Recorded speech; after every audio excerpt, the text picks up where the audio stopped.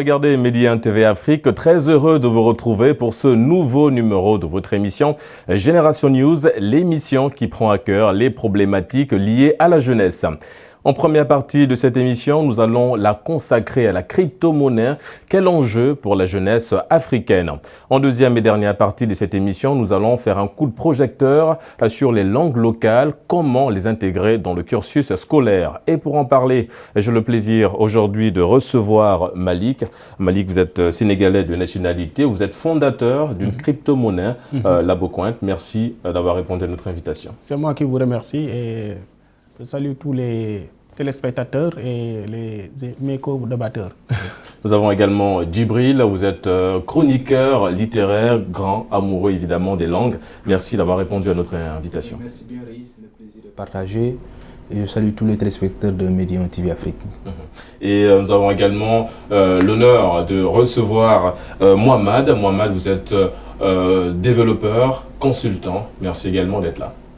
C'est moi qui vous remercie Régis et merci de nous avoir invités sur le plateau de Generation News. Et je salue de passage les gens avec qui je partage le plateau ainsi que tous les téléspectateurs.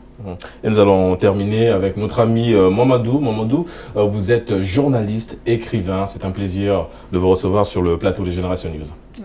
Ravi d'être là. Merci pour l'invitation et bonjour aux téléspectateurs et mes co-débatteurs. Alors je le disais, le décor étant planté, nous allons tout de suite entrer dans le vif du sujet. Je le disais dans mon introduction, nous allons parler de la crypto-monnaie. L'Afrique est le continent le mieux doté en ressources naturelles dans le monde. Mais alors que plusieurs Africains luttent contre l'instabilité financière et les récessions économiques évitables, la crypto-monnaie a tout le potentiel pour la faire prospérer et les jeunes s'intéressent de plus en plus à cette monnaie virtuelle. Mohamed, évidemment, beaucoup définissent la crypto-monnaie comme une simple monnaie virtuelle, mais au fond, c'est un peu plus complexe que ça. Oui, effectivement, Régis, donc le terme crypto-monnaie, on l'entend de plus en plus dans nos débats de tous les jours.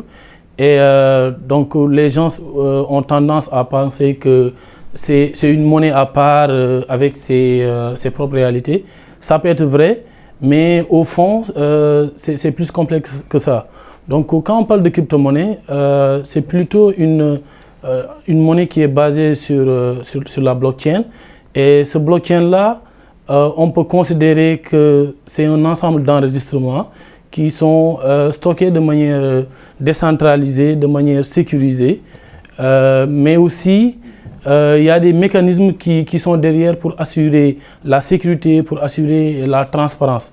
Donc ces éléments-là que la crypto-monnaie offre font qu'aujourd'hui, de plus en plus, on a un engouement là-dessus.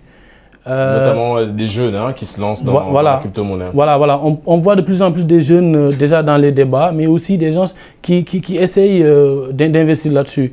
Et donc, quand il y a de l'argent derrière, les jeunes en tout cas sont de plus en plus prudents parce qu'ils se posent pas mal de questions, notamment sur la sécurité. Est-ce que si je prends mon argent, je l'investis là-dessus, est-ce qu'un bon jour, je ne vais pas me réveiller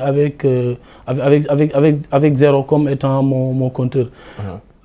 Justement, par rapport à ça, Malik, Mohamed a soulevé un point qui est intéressant en parlant de sécurité. Vous êtes dans le domaine de la crypto-monnaie. Justement, quelles sont les garanties par rapport à cette sécurité-là?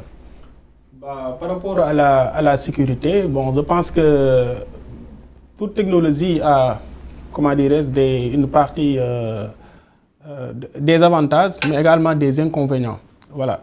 Et la crypto-monnaie, comme toute technologie, a des faiblesses. Et l'une de ces faiblesses concerne la partie sécurité. Et pourtant, en fait, même s'il y a parce que il y a des crypto-monnaies qui ont eu des scandales en termes de sécurité, notamment avec, je ne vais pas citer de crypto-monnaies, mais il y en a quand même. Et les médias en parlent tellement que les gens croient que toutes les crypto-monnaies ont des problèmes de sécurité.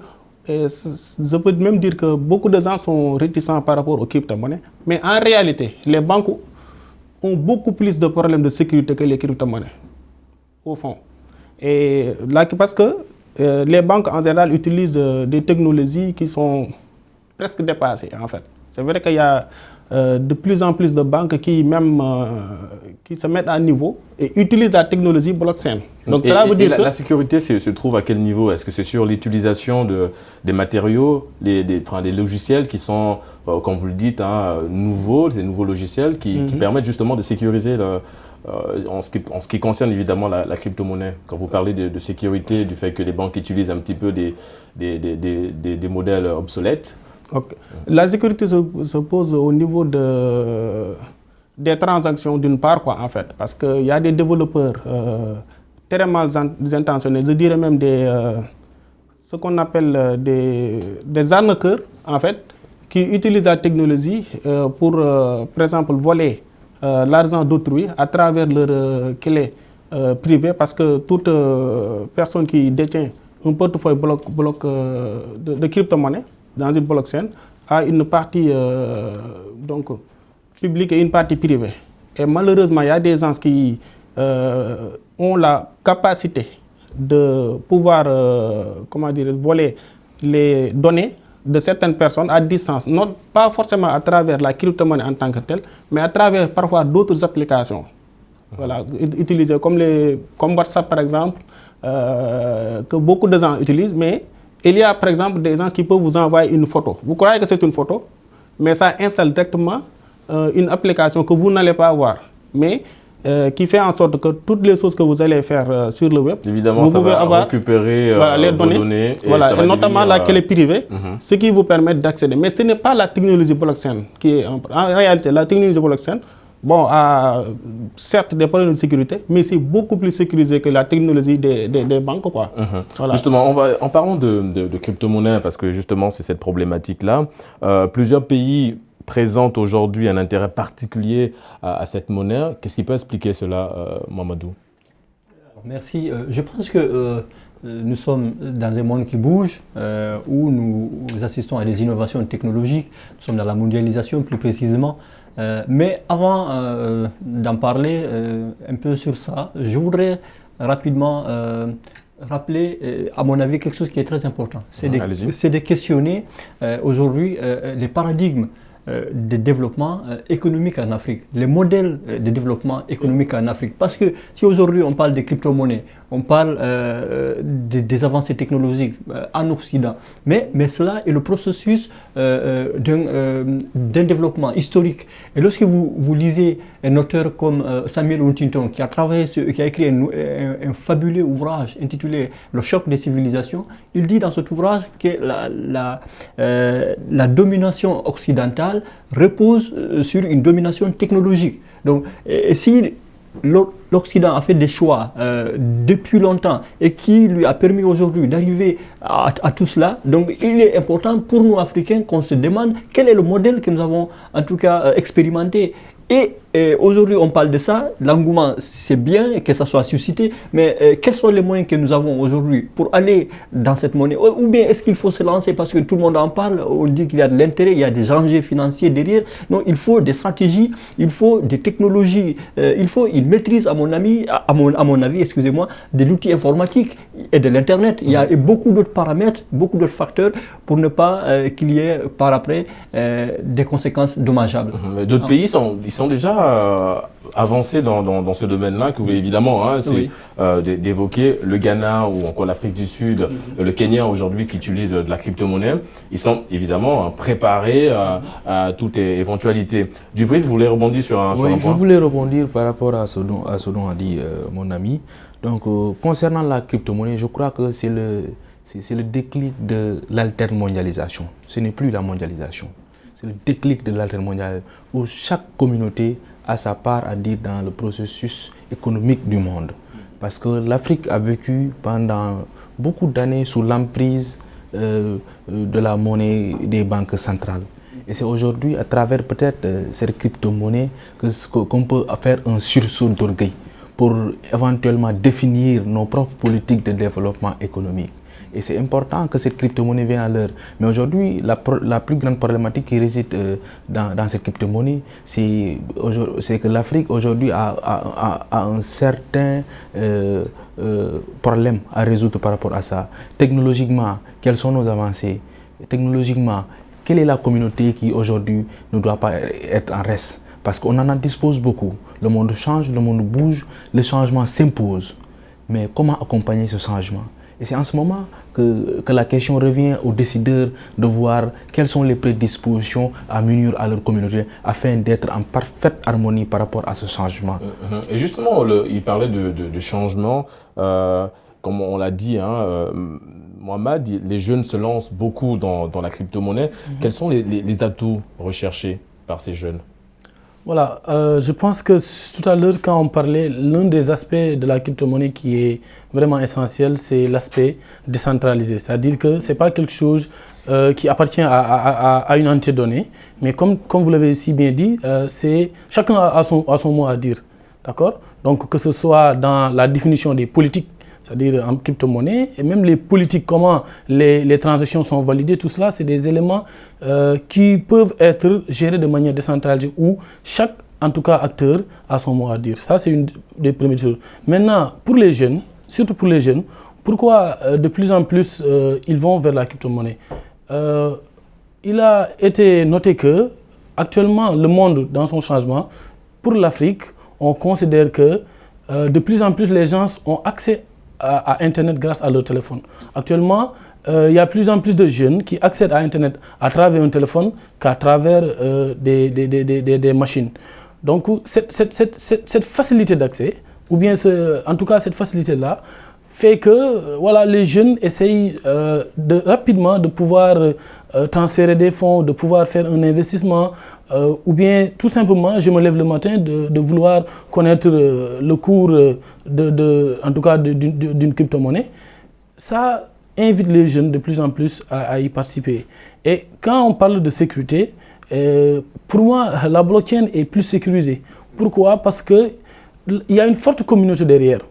Et nous, en tout cas, qui sommes des développeurs, on voit que même s'il y a, en tout cas, une faille ou bien même un dysfonctionnement qui est noté, mais c'est dans la journée que c'est réglé. Alors que pour une banque, quand il y a un problème, il faut noter des semaines, des mois avant que ce soit... Évidemment, ça prend plus de temps. Bon nombre, justement, mon ami Mamadou, bon nombre d'universités en Afrique s'inscrivent dans la formation des étudiants au sujet, justement, comme l'a dit notre ami Mohamed, de la blockchain et de la crypto-monnaie. C'est un secteur sur lequel on va devoir compter aujourd'hui. Oui, c'est tout à fait normal, mais à mon avis, ce qui est très important, c'est la question de l'encadrement. Il faut un encadrement technique, il faut un encadrement en matière de formation, il faut un encadrement juridique de tout cela.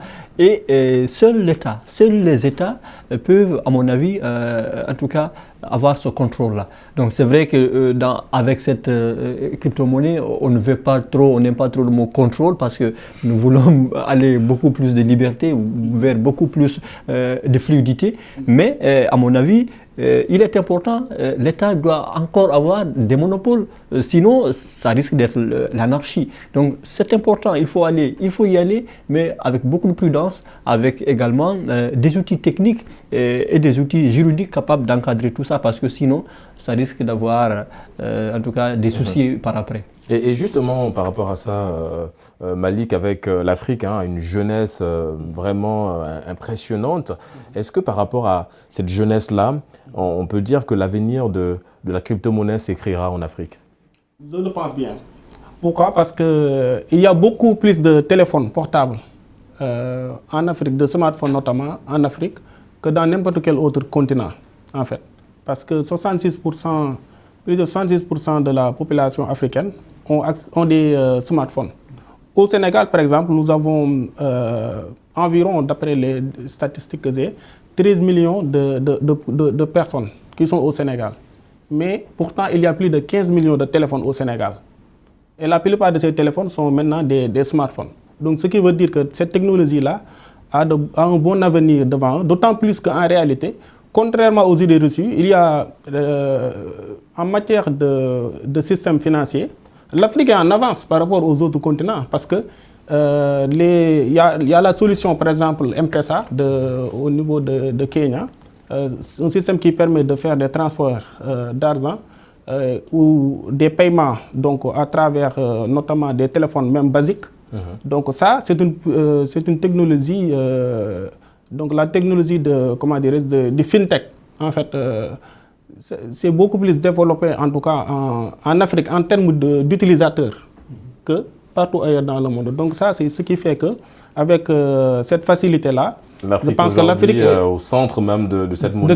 Malheureusement, comme vous l'avez dit, malheureusement, là où le problème se pose, c'est qu'il n'y a pas assez de développeurs et des spécialistes dans ce domaine. Parce que dans le monde actuellement, il y a plus de 2000 crypto-monnaies. Mais moins de 100 crypto-monnaies sont lancées par des Africains. Donc c'est là où vraiment les Africains ont vraiment des défis à relever pour créer leur propre crypto-monnaie. Et voilà quoi. Donc nous, c'est pourquoi nous avons en tout cas initié cette crypto-monnaie, dont l'objectif c'est de faire développer en tout cas l'inclusion financière à travers principalement les jeunes, puisque la jeunesse représente la majorité des populations africaines. Et si les jeunes adoptent cette technologie-là, je pense que ça va se développer et ça va développer en tout cas l'inclusion financière, puisque la plupart des Africains n'ont pas accès à des services bancaires et voilà quoi. Exactement. Djibril, par rapport justement au point qu'il vient d'aborder en parlant des banques, est-ce que le fait que ces monnaies virtuelles ne soient pas rattachées à une banque centrale comme l'est le franc CFA par exemple avec la BCAO, est-ce que ça ne reste pas une faille dans le système, s'il faut utiliser le jargon de nos amis informaticiens? Non, même pas, parce qu'en réalité, sachant qu'aujourd'hui, comme l'a si bien dit, on note un taux important de l'utilisation du téléphone smartphone au niveau de l'Afrique. Donc, et quel qu'en soit, parce que tantôt je l'ai dit que l'Afrique a vécu très longtemps sous l'emprise monétaire des banques. Et si aujourd'hui la crypto-monnaie est un mobile de développement, nous devons l'adopter tout en jugeant nécessaire de voir quelles sont les prérogatives et les prédispositions à adopter et comment encadrer la jeunesse. Nos États savent que cela peut être un déclic de développement parce que les jeunes, à eux seulement, ils n'ont ni les moyens ni les prérogatives de développer parfois des choses qui sont inhérentes à l'économie financière. C'est aux États de venir accompagner. Maintenant, par rapport à ça aussi, les banques aujourd'hui, ils sont parfois un peu chamboulés parce qu'ils ne savent pas aujourd'hui les réglementations qui régissent cette crypto-monnaie. Ils ne savent pas aujourd'hui quels sont les soubassements de cette crypto-monnaie. Cela le plonge dans la confusion. Et rien que ça peut être un travail de longue haleine pour eux de vouloir avoir une maîtrise totale de cette crypto-monnaie. C'est en ce sens qu'il y aura un fossé entre la crypto-monnaie et les banques. Et ça va servir aux jeunes de bien mener leurs activités de développement par rapport à cette crypto-monnaie que parallèlement, parce que quoi que l'on puisse dire, on a assez vécu sous l'emprise de ces banques. Et l'heure a sonné pour que nous fassions aujourd'hui un sursaut d'orgueil afin que nous puissions faire l'amorce de d'autres développements par le biais des initiatives de base que nous allons prendre nous-mêmes. En parlant d'initiatives de base, Mohamed, la crypto-monnaie aujourd'hui participe énormément à l'éclosion des startups sur le continent. Oui, effectivement. En fait, les gens sont partis du constat selon lequel il y a beaucoup de manque à gagner. Donc, c'est pourquoi de plus en plus des startups se lancent là-dessus.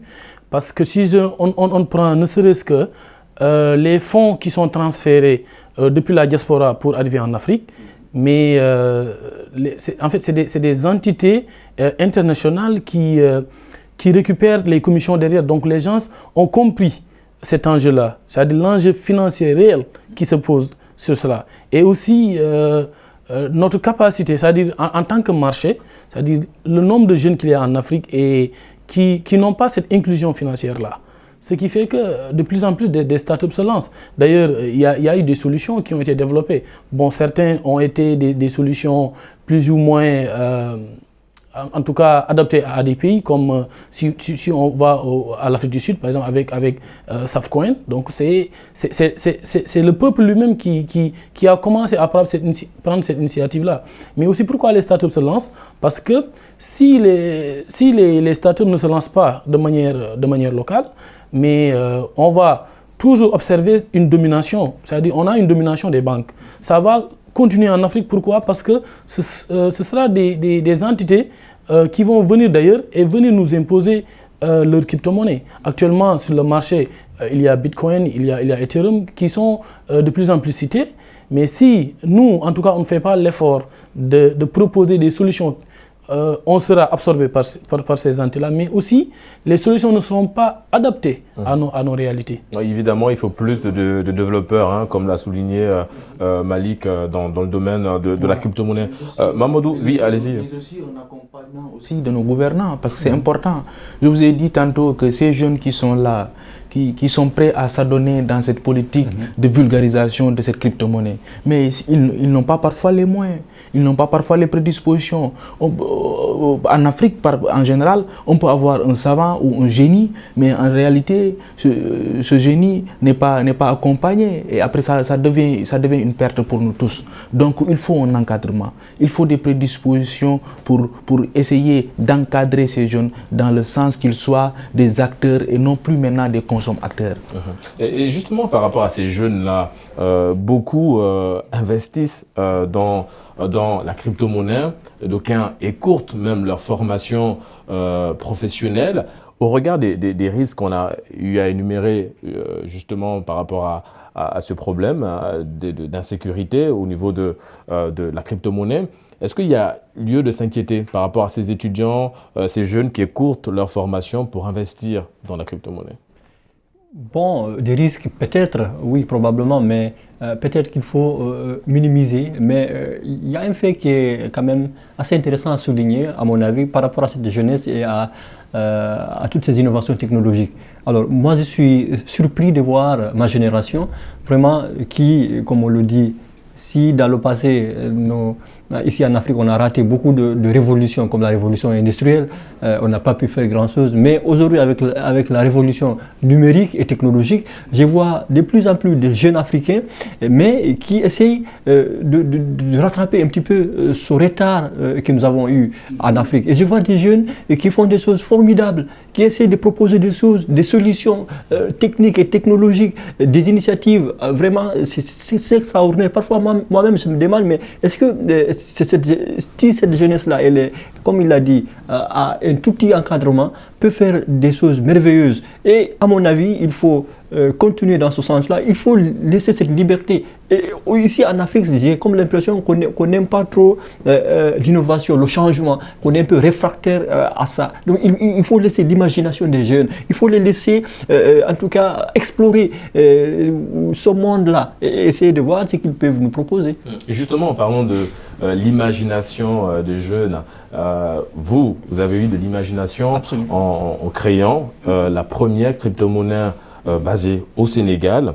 Parce qu'en général, ce que les gens oublient, c'est qu'il y en a les crypto-monnaies qui sont créées en Afrique, mais dont le siège se trouve dans un autre pays. Vous êtes au Sénégal. Et par rapport à ça, quelle est l'utilité aujourd'hui d'une telle monnaie sur le continent? Pourquoi elle est-elle particulière d'utilisation? Pour moi, c'est important pour déjà profiter de toutes les opportunités et les avantages de l'utilisation de cette technologie qui va tout à fait révolutionner beaucoup de secteurs, mais notamment le secteur financier, en fait, parce que ça a déjà commencé. J'ai beaucoup aimé ce terme qu'il a utilisé, révolution. Et le penseur Dr Idriss Aberkane a l'habitude de dire que toutes les grandes révolutions passent par 3 phases. La phase ridicule, la phase dangereuse et la phase évidente. Aux États-Unis et en Chine et dans d'autres pays, la technologie blockchain et les crypto-monnaies sont en phase évidente parce que tout le monde sait que, par exemple, qu'il y a énormément d'opportunités et des gens peuvent gagner énormément de profits à travers ces crypto-monnaies-là. Alors qu'au début, pourtant, les gens étaient réticents. Malheureusement, en Afrique, la plupart de nos États, comme il l'a dit, n'ont pas encore compris vraiment l'enjeu de ces crypto-monnaies-là. Alors que ça a vraiment un bel avenir. Donc, il faut que les jeunes s'approprient cette technologie-là et que les États également donc, accompagnent cette jeunesse. Et bon, heureusement, sincèrement, nous, par rapport à LaboCoin, lorsqu'on a lancé ça, il y avait énormément d'organes de presse qui en ont parlé. Donc l'État nous a rapprochés à travers du Sénégal notamment, à travers le ministère des Finances, même la Banque centrale. Mais très sincèrement, le discours a été quand même positif. Voilà, c'est vrai qu'il y a des réunions qui seront donc organisées dans ce sens-là. Et je pense que, en tout cas, l'État du Sénégal, je pense qu'il va organiser cette, d'autant plus qu'il y a un centre très connu dans le monde, je peux même le citer si je pense, Econ, qui investit dans ce secteur-là. Et donc, qui collabore avec l'État du Sénégal, notamment, à travers la construction d'une ville qui sera très active dans ce domaine. On en a parlé évidemment sur le plateau de Génération News. Voilà, c'est ça. Donc ça aussi, ce genre d'initiatives-là sont à saluer, voilà, même s'il y a des points à améliorer, etc. Évidemment, initiative à saluer pour évidemment une belle formation de ces jeunes dans le domaine de la crypto-monnaie. C'est l'heure pour nous de marquer une courte pause. On se retrouve dans une poignée de minutes pour la deuxième et dernière partie de votre émission Génération News. A tout de suite sur Média TV Afrique.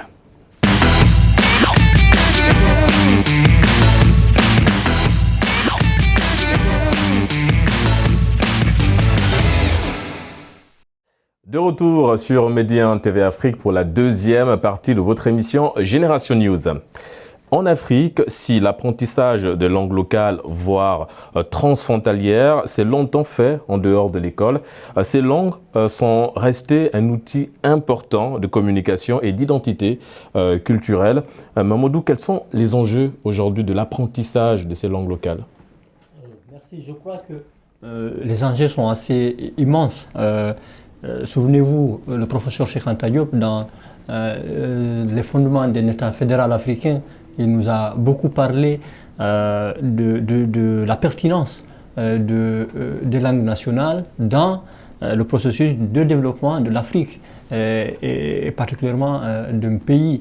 Alors, et également des études et des expériences vivantes, récentes comme anciennes, nous ont montré que effectivement qu'il est plus facile pour un État, pour des citoyens d'identité donnée, d'accéder rapidement au développement social et économique lorsqu'ils sont dans leur propre culture que lorsqu'ils utilisent des outils de communication d'une autre communauté, donc de notre pays ou voilà, d'une autre race. Alors, dès l'instant que cette pertinence est trouvée, elle est partagée, donc que les gens sont d'accord là-dessus, je pense que maintenant l'enjeu, et c'est là l'objet de ce débat, c'est comment y arriver dès l'instant que nous sommes tous d'accord. Alors, pour la manière, là, à mon avis, il va falloir faire également des investigations, étudier, voir l'état des lieux aujourd'hui, faire recourir à l'histoire également, voir est-ce qu'il y a eu des États qui ont expérimenté cela et qu'est-ce que ça a donné. Quand je prends le cas de mon pays, la Guinée, après justement le fameux rejet de la proposition du général de Gaulle sur la communauté franco-africaine en 1958, la Guinée, sous le leadership du président Ahmed Sékou Touré, a opté pour le socialisme, une politique, comme on appelle, le marxisme-léninisme, avec tout ce que cela avait comme derrière, comme identité nationale, comme volonté de culture endogène. Mais dans cette même dynamique, des choix ont été faits, mais qui se sont révélés inefficaces. Par exemple, il avait instauré l'enseignement des langues nationales au niveau des programmes d'enseignement. Donc les Peuls ont appris longtemps dans leur langue, les Malinké en langue maninka, les forestiers dans les langues de la forêt, mais au bout d'un certain temps, ça n'a pas donné les effets escomptés. Ça a été véritablement... Et justement par rapport à ça, Djibril, il a parlé des pays qui ont expérimenté, le Sénégal en fait partie. Le processus, il est en phase test, on va dire ainsi, parce qu'il y a d'autres établissements qui malheureusement n'ont pas encore inséré les langues locales. C'est en tout cas une initiative à encourager. Oui, c'est une initiative à encourager, mais bon, n'oublions pas que l'expérimentation de l'introduction de ces langues locales dans notre apprentissage aujourd'hui est une chose qui incombe d'abord les décideurs qui sont l'État, les parents, les enseignants, mais aussi l'apprenant. Parce qu'aujourd'hui, dans les classes sénégalaises, on voit que les apprenants sont de divers ethnies ou diverses races. Donc, dans ce sens, il est important que le rôle qui doit être attribué à l'enseignant, qu'il soit en prédisposition et être préparé par rapport aux enseignements qu'il doit donner ou par rapport à une langue donnée. Mais aujourd'hui, cette expérimentation nécessite des fonds. Et les décideurs ont compris s'il faut l'introduction de la langue locale au sein de l'espace scolaire, les moyens qu'ils doivent injecter là-bas par rapport aux objectifs qu'ils veulent atteindre dès l'instauration, dès qu'on introduise ces langues locales au sein des écoles. Mais ils ont jugé nécessaire d'être impératifs. Parce que quoi que l'on puisse dire aujourd'hui, le matériel didactique qu'il faut pour l'enseignant, le matériel didactique qu'il faut pour l'apprenant, tous ces matériels nécessitent des fonds. Et aujourd'hui, prendre une moitié de notre budget, l'injecter dans cela, pour eux c'est une perte. Ils ont jugé nécessaire d'expérimenter ça, mais de ne pas encore généraliser ça. Parce que ça demande des prédispositions. Par exemple, du point de vue sociétal, aujourd'hui. Et aussi, le débat ne se trouve pas dans le fait de dire qu'on doit introduire la langue locale pour rayer la langue. C'est dans le choix aussi de la langue. Parce qu'aujourd'hui, ce choix, parfois, peut créer des interconflits entre les ethnies. Imaginez que vous choisissez la langue Peul au détriment de la langue Diola. Est-ce que la langue Peul va être enseignée dans les villages Diola? Est-ce que vous voyez aujourd'hui, cela peut être source de dissension entre les ethnies, entre les langues et entre les conflits. Mais ce dont nous devons aujourd'hui faire, c'est de voir comment donner de la valeur à la culture africaine, de parler leur langue. Mais ce n'est pas de dire qu'on doit rayer complètement les langues internationales comme la langue française et la langue anglaise. C'est exactement ça, Mohamed. C'est en fait aujourd'hui de se servir de la langue française pour valoriser les langues locales. Le but, ce n'est pas de totalement éradiquer le français. Effectivement, en fait, comme ils l'ont si bien souligné, il y a des barrières par rapport à l'instauration de nos langues locales. La première qui est la plus évidente, c'est des barrières même phonétiques. Par exemple, quand tu fais parler un Peul ou quand tu fais parler un Sérère, ce n'est pas pareil. Il y a de ces sons-là qui ne pourront pas sortir. Donc, ça, ce sont déjà des barrières. Maintenant, qu'est-ce que nous, on peut faire par rapport à la langue française qui est déjà là? C'est de tirer une expérience par rapport à cela. Les problèmes que nous sommes en train de rencontrer, c'est des problèmes que d'autres ont déjà résolus. Si tu vas même en France, c'est pas que le français en fait qui existe comme langue là-bas en France. Donc, mais ils ont su surmonter ces problèmes-là. Donc je pense que c'est dans ce sens-là que quand vous dites qu'on ne doit pas rayer complètement le français, c'est dans ce sens-là. Maintenant, nous, notre souhait, c'est vraiment de pouvoir permettre l'essor de l'Afrique. Et comme l'avait dit, en tout cas, Cheikh Anta Diop, c'est-à-dire nous, le retard qu'on a dans l'acquisition de la connaissance, mais aussi dans l'innovation, c'est parce que nous, on nous enseigne dans la langue d'autrui. Maintenant, cela ne veut pas dire forcément qu'il faut éradiquer la langue d'autrui. Donc, c'est juste pour dire que ces problèmes-là que nous sommes en train de débattre, c'est des problèmes qui sont déjà réglés. Maintenant, on salue aussi l'effort que, en tout cas, les États africains sont en train de faire pour permettre cela. Mais aussi, je pense que la population a son rôle à jouer. Tout à l'heure, vous avez parlé du parent. Par exemple, depuis un bon moment, tout ce qui est écriture de langue africaine, ça a été normalisé. Et ça, pour moi, c'est une chose à saluer. Maintenant, il faut que déjà les parents, ils commencent à l'adopter, mais aussi l'État, comme il a commencé à l'expérimenter, notamment avec un curriculum pour l'enseignement, mais aussi doter les enseignants de matériel didactique, tout ce qu'il faut. Et ça, c'est des moyens, comme vous l'avez dit, on aura besoin de moyens pour le faire. Et ces moyens-là, en tout cas, c'est quelque chose qu'il faut faire parce que on sent que le retard qu'on a, on doit le rattraper, et il y a pas mal de personnes qui sont marginalisées parce que considérées comme étant pas alphabètes. Et justement, par rapport à ça, Malik, Mohamed a parlé du rôle des parents dans l'utilisation des langues locales. Est-ce que quelque part ça n'a pas été aussi, entre guillemets, la faute de nos parents par rapport aux punitions que nos parents nous infligeaient quand on était plus jeune, avec le principe du symbole où il ne fallait pas parler le français à la maison, pardon, les langues locales à la maison, il fallait parler le français, sinon vous allez vous retrouver avec un collier trafiqué avec d'arêtes de poisson. Est-ce que quelque part aussi ça n'a pas un peu freiné l'usage des langues locales par les jeunes?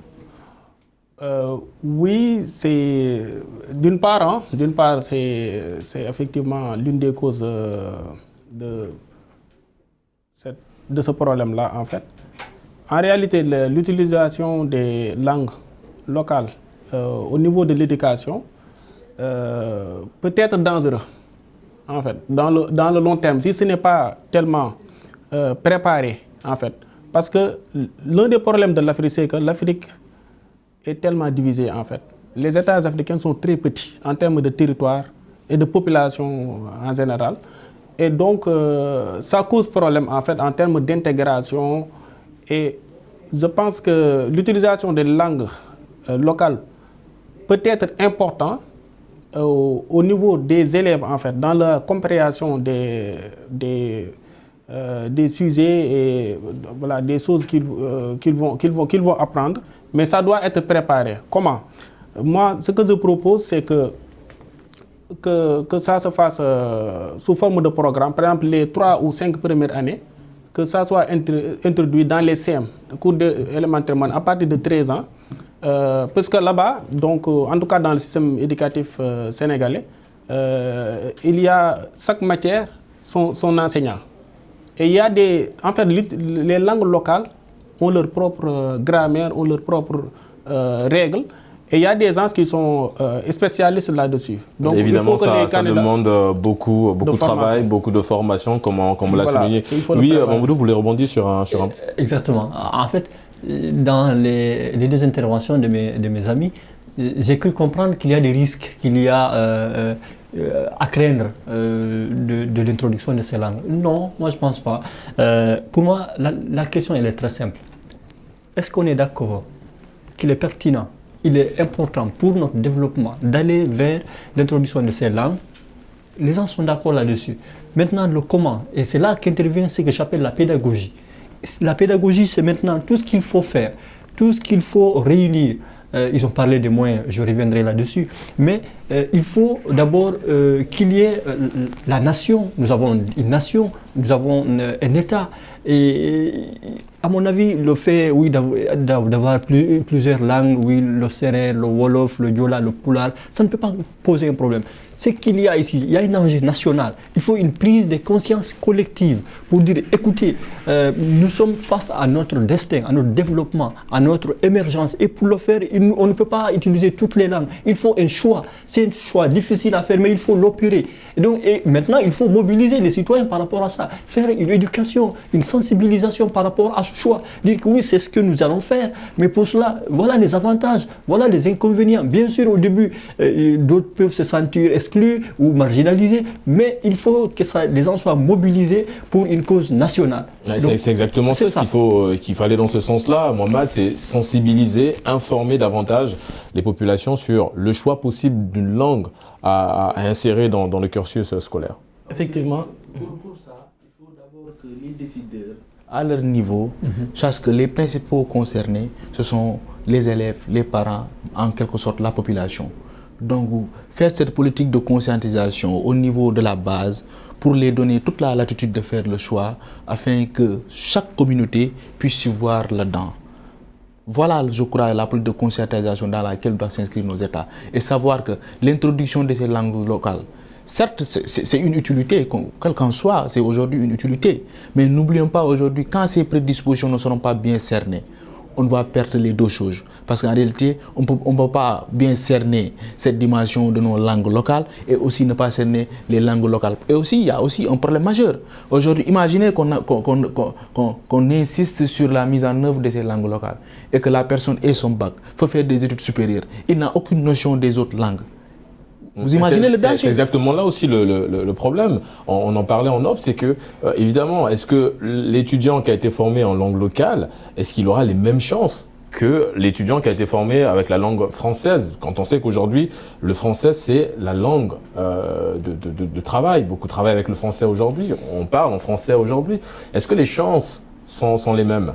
Bon, moi, j'aborderai dans l'affirmative. Pourquoi? Parce que, à mon avis, tout est une question de choix. Il est plus facile déjà pour moi de réfléchir dans ma langue natale que de réfléchir dans toute autre langue. Donc, ce fait, on peut l'utiliser maintenant pour améliorer donc les conditions dans lesquelles ces étudiants-là vont travailler. On est en train de construire des universités. Qu'est-ce qui nous empêche d'avoir des universités dans lesquelles on enseigne nos langues? Et mieux encore, on parle de cette barrière-là en disant que oui, il y a une multitude de langues. Mais n'oublions pas qu'il y a une parenté entre nos langues, comme l'a si bien démontré chez Anta Diop dans National Agriculture. Cette parenté-là, c'est un atout que nous, on doit utiliser, mais aussi prendre, en tout cas, de l'expérience de ceux qui l'ont réussi, par exemple les pays asiatiques. Ils ont réussi ce pari-là, mais comment ils ont fait? Donc tout ça, je pense qu'il y a plus de peur. On a peur d'aller vers cela, mais je pense qu'on ne devrait pas l'être. Pourquoi? Parce que tout simplement, d'autres l'ont fait, ils ont réussi, avec un contexte beaucoup plus difficile. Nous, on a un contexte vraiment dans lequel, comme je l'ai dit, il y a une parenté entre les langues, mais même dans les lots de langues, on voit très souvent une langue qu'on appelle une langue véhiculaire, une langue qui sort du lot. Si tu vas dans la région, si on va vers le Sénégal, la Gambie et la Mauritanie, on parlera du Wolof, d'autres te parleront du Hausa, ainsi de suite. Donc, je pense que on a peur d'affronter ce problème-là, mais rien n'est facile, mais c'est bien possible. Oui, Mamadou, allez-y. C'est juste une petite précision que je voulais apporter par rapport à certaines, en tout cas, craintes.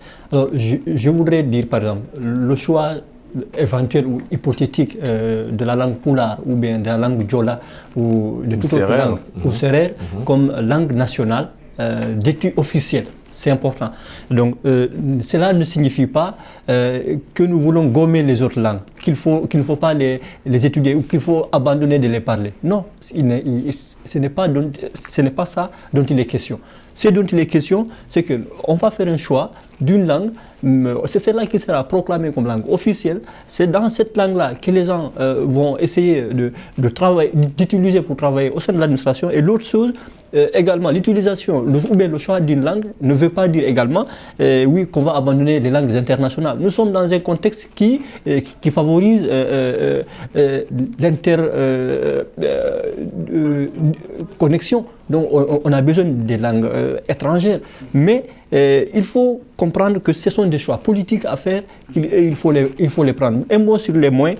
Les moyens, il faut qu'on arrête de trop s'apaisantir toujours là-dessus en Afrique. On pense que oui, qu'il y a des questions de moyens et on ne peut pas faire de ces choix-là et attendre que les pays occidentaux ou que les autres viennent nous financer. Non, c'est des choix que nous avons faits. C'est à nous de trouver les moyens. Quand on a une politique, il faut se donner les moyens pour les mettre en pratique, à mon avis. C'est à nous de trouver les moyens. Si c'est une volonté réelle politique, eh bien, on le fera. Le Ghana l'a fait avec le financement de l'éducation. Le Ghana utilise ses propres fonds. Son budget cette année est élaboré entièrement sur la base du contribuable ghanéen. Ils n'ont pas eu besoin des institutions financières internationales parce que c'est une volonté. Et ils l'ont fait. C'est possible, nous autres, quand on fera ce choix. C'est un petit peu ça, parce qu'il faut, le choix il est là, mais il faut évidemment la volonté des autorités, l'accompagnement. Je pense qu'on l'a évidemment soulevé depuis le début de cette deuxième thématique-là, sur l'importance même d'accompagner ces initiatives-là.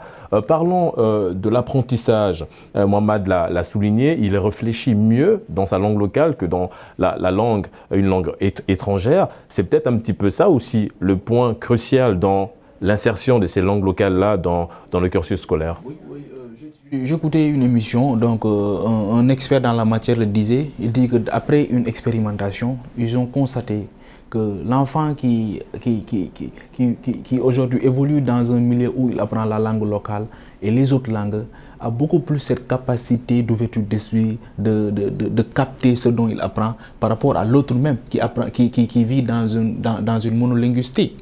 Contrairement aujourd'hui à l'enfant qui vit dans le plurilinguistique, qui apprend le français, peut-être l'anglais, qui apprend le wolof, facilement il peut cerner tout ce dont il apprend. Mais il faut aussi que l'on puisse dire, certes il part de volonté politique, mais cette expérimentation a été effectuée sur la base d'une pédagogie qui a été définie par nous-mêmes. Et sachant qu'après évaluation de toutes ces pédagogies, nous sommes conscients qu'il faut des fonds. Mais comme on a tendance à dire, il faut d'abord définir l'objet, l'objectif, la vision et la mission pour ensuite parler du nerf de la guerre qui est l'argent. Et nous sommes l'argent. C'est à nous de mobiliser d'abord notre propre volonté de vouloir mettre en œuvre cet aspect pécuniaire, l'ensemble des prédispositions qu'il faut pour la mise en valeur d'abord de nos... Parce que la langue est notre identité. Et aujourd'hui aussi, la langue participe à la vulgarisation de nos politiques de développement afin que nous puissions vivre dans une unité qui va nous permettre de faire booster l'économie de notre pays de l'avant.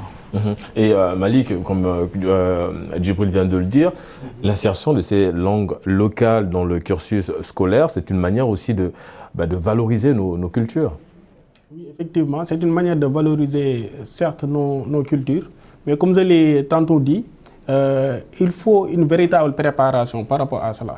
Moi, je suis contre toute politique qui divise en fait les populations. Et l'un des problèmes de l'Afrique, c'est que l'Afrique est tellement divisée en fait. Et qu'on le veuille ou non, la langue française par exemple est la langue pratiquement la plus utilisée en Afrique, d'après moi. Donc, vouloir introduire les langues les langues locales, c'est certes important, mais il faut de la préparation. Voilà, parce que qui va enseigner cela? Est-ce que les enseignants du Sénégal eux-mêmes sont formés par rapport à cela? Est-ce que, parce qu'il y a une manière d'écrire les langues en wolof, en fait. Est-ce que les enseignants sont formés là-dessus? Donc, c'est une préparation, en fait. C'est une question très cruciale, en fait. Moi, je suis un bon produit de cette école-là, en fait, publique. J'ai été un excellent élève, etc. Mais je pense qu'au-delà même de l'introduction des langues locales, il faut vraiment révolutionner le système éducatif de notre pays, le Sénégal, mais également de la plupart des pays africains, pour que, encore une fois, en fait, les gens enseignent, apprennent avec de la passion, et pas seulement parce que, voilà, par obligation, quoi, en fait. Mohamed, il parlait de reformer le système éducatif. Est-ce qu'aujourd'hui, l'insertion de ces langues locales, ou tout simplement ces langues locales-là, est-ce qu'aujourd'hui, elles sonnent un petit peu comme un moyen pour pallier aux défaillances du système éducatif de certains pays africains? Bon, effectivement, ça participe à, en tout cas, marquer une différence par rapport à ce qui se faisait jusque-là. Mais je pense que l'Afrique a les ressources humaines qu'il faut. N'oublions pas qu'il y a d'éminents chercheurs qui ont travaillé dans ce domaine-là et qui ont commencé à apporter des solutions. Il y a pas mal, si tu parles de grammaire, si tu parles de vocabulaire, tout ça, il y a des travaux qui sont déjà faits. Peut-être le seul problème qu'on note, c'est que côté publication, quand même, ça risque des choses à faire. Mais effectivement, ça va pallier au système éducatif qu'on a observé jusque-là. Pourquoi? Parce que pour atteindre nos objectifs, notamment les objectifs visant à en tout cas alphabétiser tout le monde, on ne peut pas laisser en rade nos langues locales. Parce que tu as beau parler du français, tu verras une réticence de gens jusque-là qui sont réticents par rapport à amener leurs enfants à l'école française. Qu'est-ce qu'on fait de ces enfants-là? On va les laisser à la maison? Non. Je pense que les enseignants dans les langues locales, ils peuvent devenir des ingénieurs. Et on pense que nos langues n'ont pas le niveau qu'il faut pour transmettre le savoir. Et ça, je pense que c'est carrément faux. Parce qu'il nous a été démontré que même les mathématiques, on peut les enseigner en wolof. Ah oui. Tous les concepts actuellement qui existent dans ce monde-là, on peut les faire en wolof. Donc pourquoi pas amener le wolof comme, excuse-moi, je parle du wolof, amener nos langues locales comme un élément de réponse aux défaillances du système éducatif actuel. Et bien sûr, il faudrait préparer le personnel, il faut préparer tout le monde à cela. Mais pour répondre à ta question, je pense que l'introduction de nos langues locales est un élément de réponse pour pallier aux défaillances du système éducatif. Vous partagez son avis, Mamadou? Absolument. Et d'ailleurs, pour un peu, en tout cas, me conforter son idée, je pense qu'il y a souvent un exemple que les gens donnent. Lorsque, dans le système que nous avons aujourd'hui, le système francophone, tu es à l'école, à l'élémentaire, tu passes jusqu'au collège, parfois tu as des problèmes même à parler, même la langue. Donc tu passes tout le primaire presque à apprendre d'abord le grammaire, la conjugaison. Alors que si c'était dans ta langue, il y a les noms des choses, comment nommer, oui, même tes objets que tu utilises tous les jours. Mais si c'est dans ta langue, ça déjà c'est réglé au niveau familial. Donc vous voyez, donc c'est une perte de temps immense que nous avons à apprendre la langue dans la langue de l'autre. Mais il est essentiel de revenir à nos langues.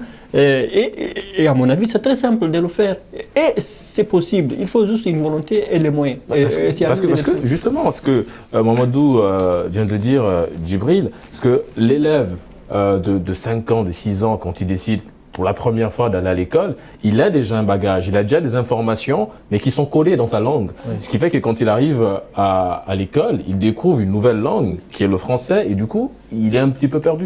Oui, il est perdu. L'enfant, il faut qu'il... C'est d'ailleurs normal. Parce qu'aujourd'hui, imaginez que vous avez depuis 6 ans derrière, vous étiez dans un milieu où vous étiez un peu monotone dans l'utilisation d'une langue. En une journée, on dit que vous allez changer de langue. C'est le ramener à zéro. Mais aujourd'hui, l'introduction de ces langues locales dans notre système éducatif, je crois que va permettre à l'apprenant d'être au centre des apprentissages. Il ne va plus être passif. Il va être cet apprenant qui va être actif. Il y aura une interaction entre l'apprenant et l'enseignant. Donc, c'est ce que nous attendons dans cette mise en œuvre de cette langue locale, dans cette réforme. Parce que c'est important. Les enfants ont toujours vécu dans l'inertie durant les cours. Parce qu'en réalité, ils ne comprennent pas ce que disent les enseignants. Mais dans la langue locale, l'enseignant qui est libre, qui parle avec les enfants et que les enfants comprennent, parce que c'est une continuité de tout ce qui se fait à la maison. C'est-à-dire que de la maison à l'école, l'enfant est toujours dans le même milieu linguistique. Donc il y a plus de communication, il y a plus d'interaction et l'enfant ne sera pas là comme consommateur brut de tout ce qui vient, mais il sera consommateur. En fait, Malik, c'est d'aller dans ce sens-là. Mohamed parlait de sensibilisation, la sensibilisation, parce qu'il y a évidemment l'éducation de l'école, il y a l'éducation également de la maison. Donc les parents ont également un rôle à jouer. Effectivement, les parents ont un grand rôle à jouer là-dessus. Et je pense que par rapport à cette question-là, comme Idriss Aberkan a l'habitude de le dire, les deux choses donc, qui permettent d'apprendre une chose en fait, d'une bonne manière, c'est l'attention et le temps. Et aujourd'hui, l'école peut capter l'attention, le temps, mais pas suffisamment d'attention. Je m'explique. C'est-à-dire qu'aujourd'hui, la plupart des élèves vont à l'école par obligation, mais pas par amour. Et ça, c'est un problème qu'il faut régler. Je suis d'accord que l'utilisation des langues locales peut être une réponse par rapport à cela. Parce que l'élève sera beaucoup plus à l'aise à donc parler, à échanger avec le professeur, etc. Donc dans une langue locale que dans une... Mais ça, il faut que d'abord l'enseignant soit formé. Les grandes vacances scolaires de 3 mois, en tout cas au Sénégal par exemple, peuvent être des périodes cruciales pour que les enseignants se retrouvent pour évidemment mettre en place des procédés qui vont permettre l'apprentissage de ces langues locales. Nous sommes malheureusement arrivés au terme de cette émission. Merci Djibril, merci Malik, un gros merci également à Mohamed et à Mamadou d'avoir participé à cette émission. Merci également à vous, chers téléspectateurs, de nous avoir regardés. Nous vous donnons rendez-vous la semaine prochaine pour un nouveau numéro de votre émission Génération News sur Médian TV Afrique. D'ici là, bonne suite des programmes sur nos antennes.